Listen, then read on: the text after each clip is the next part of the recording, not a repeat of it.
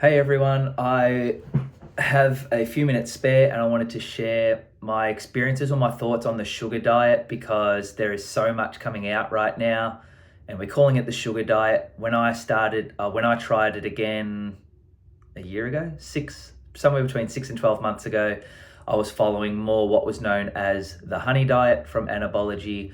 Fruit till noon got me onto that, but about 2021, 4 years ago, I'm going to say, I was doing a high carb, low protein diet. I was doing a lot of juicing. I got into it through juicing and then raw till four. You might have heard of freely and raw till four.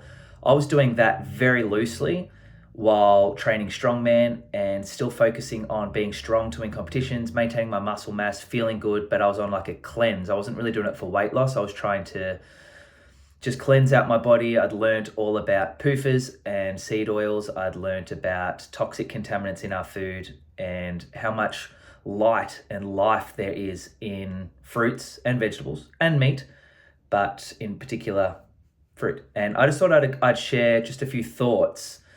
So I'm hoping the people that find this, hopefully this pops up on your feed because you're starting the sugar diet or you're halfway through, you've done it a couple of weeks or something like that. And I just wanted to share that I do believe it works.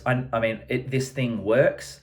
And where I'm coming from with this video is who it's meant for, because I've done high sugar diets lately for weight loss while trying to maintain strength. And I just want to come at it from a slightly different angle. So all diets work in trends, and we've seen the low carb trend, whether people that follow that like to call it that or not. It's still a low carb trend.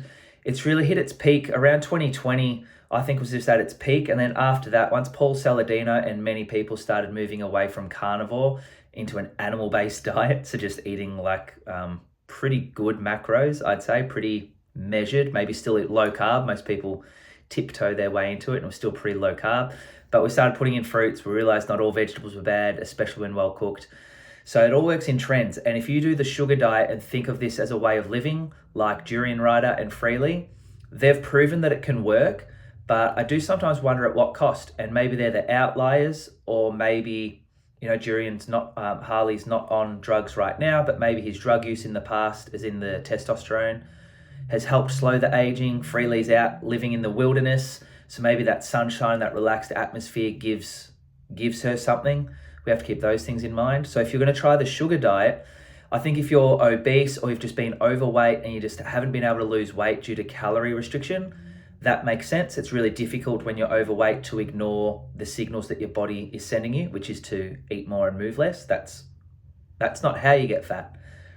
That's when you're fat, that stuff kicks in. So I think the sugar diet, like what Mark Bell is talking about at the moment with his latest few videos, 1 to 2 days, they're saying 2 to 3 days, but 1 to 2 days, or you do a sugar day with a starch at night, then the next day, sugar all day with meat and starch at night.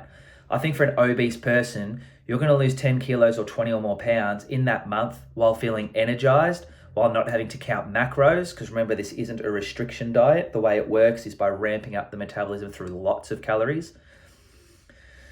I think it can work for an obese person. What I want to say is no matter what diet you're following now, what I just did, what you're doing, low carbers, at the end of this stint, say 2 months, at the end of this, you have to go to a balanced diet. The answer, I've tried it all. I've listened to all these different things with an open mind, and it always comes back to a balanced diet. My version of a balanced diet is, depending on how many calories you're on, boy and girl, size and weight, muscle mass, etc., 50 to 65% of your macros or your diet will be carbohydrate, a mixture of starch and fruit, and that might change each week, but 50 to 65%, so mainly carb diet, a high carb diet, I'd call that.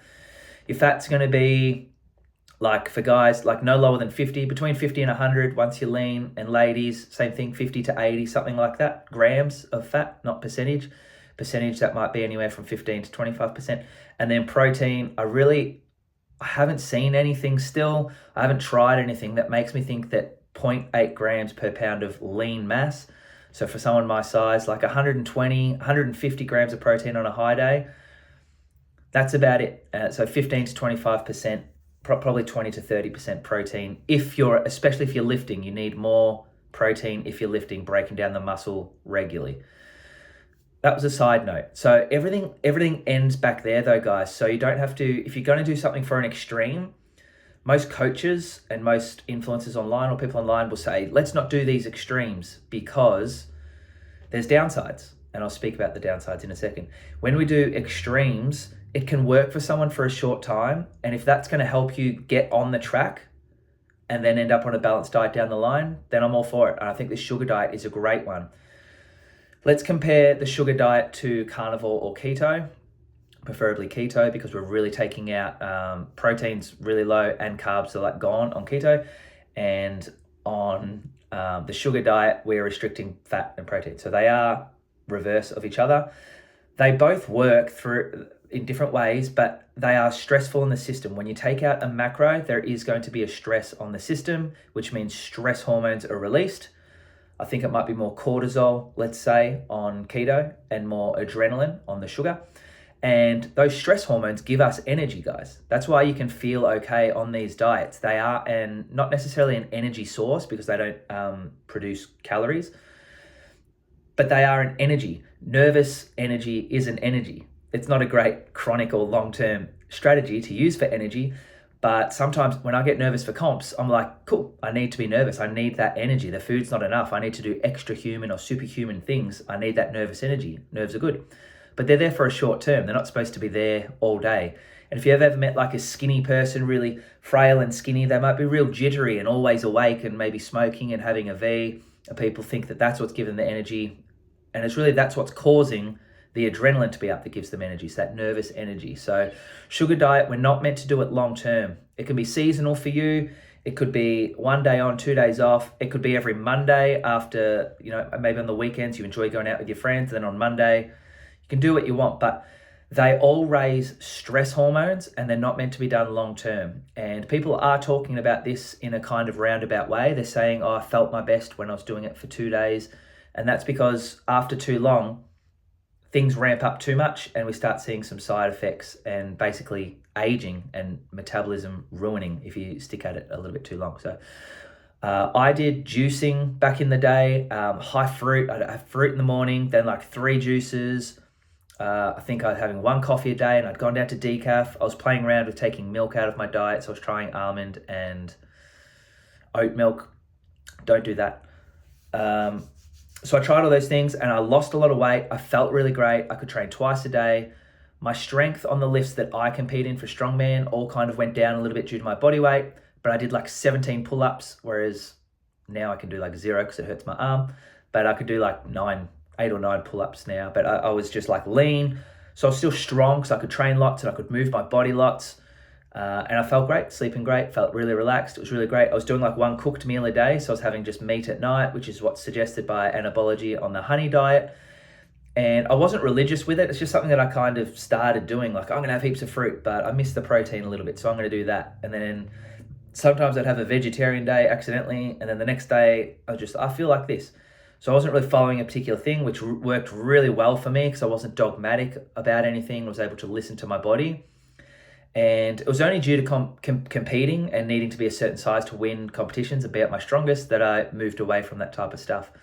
And then I've tried it again recently since finding the Ray Peat sphere recently and pushing my carbs up really high, put on a little bit of weight and then adjusted the diet with less fats and less protein and less calories. I did less calories and lost a lot of weight, or a decent amount of weight, quite easily.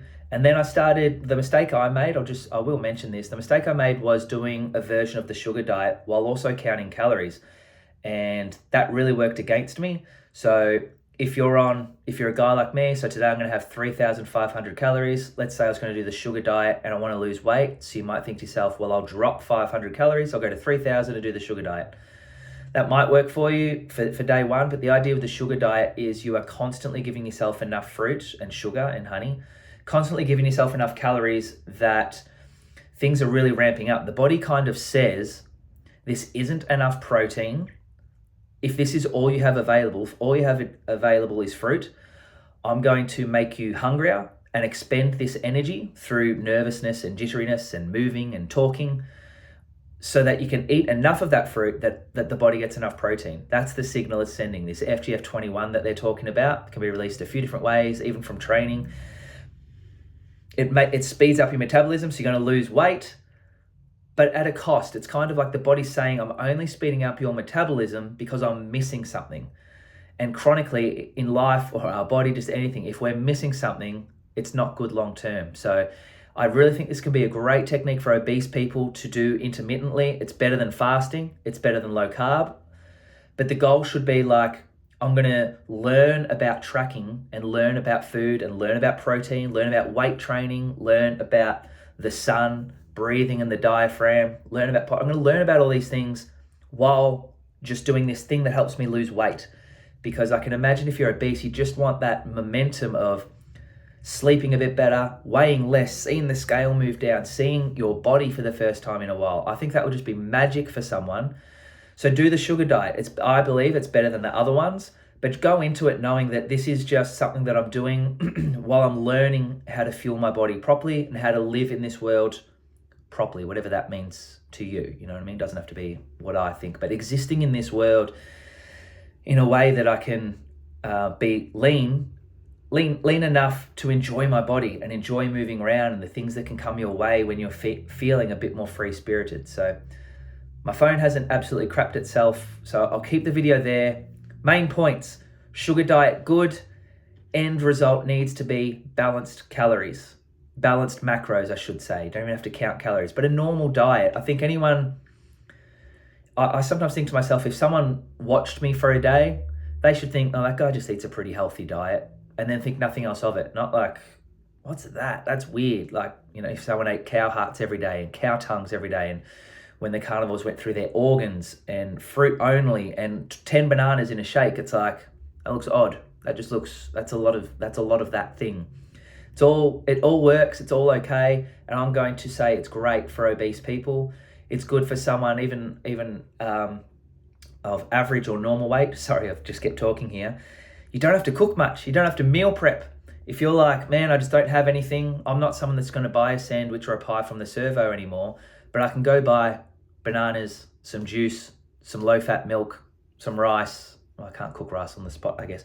But it's just like, hey, this will do to get through the day. I'll just eat a bunch of kiwis, a banana for the next 6 hours. It's not perfect, but it'll get me through. And I know that I'm going to be safe and I'm going to be fine. And my body's being well fed with the sugar.